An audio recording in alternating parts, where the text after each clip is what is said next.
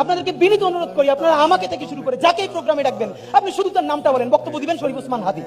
এই যে তারেক রহমান সাহেবকে আমরা বলেছিলাম আপনারা আপনার দলের মানুষজন তারুণ্যের অহংকার বলে কেন? আপনি কি এখন তরুণ আছেন? আপনার বয়স তো 50 তারাইছে, সবাই বন্ধ করেন। সবার নামে পোস্টার হবে কেন? মানে প্রত্যেকে, আমি তো জামাত ইসলামকেও বলবো যদি তাদেরকে পাই, প্রত্যেক দলকে বলতে চাই, প্রত্যেকটা পলিটিক্যাল পার্টির লিডারদের নাম দিয়ে ছবি দিয়ে একমাত্র পোস্টার করতে পারবে তাদের কেন্দ্রীয় কার্যালয়। এছাড়া এই যে ছাত্রী যতগুলো আছে, গুন্ডা, বদমাশ, ইয়াবা ব্যবসায়ী, মাদক ব্যবসায়ী, সমস্ত আকাশে জায়েজ করে ফেলে তাদের নাম দিয়ে সব চলবে না। যদি আপনি ইয়াবা ব্যবসায়ী, মাদক ব্যবসায়ীদেরকে পোস্টারে আপনার নাম ছবি ব্যবহার করতে দেন, তাহলে ও যে খুন করে, চাঁদাবাজি করে, তার দায়ও আপনার নিতে হবে।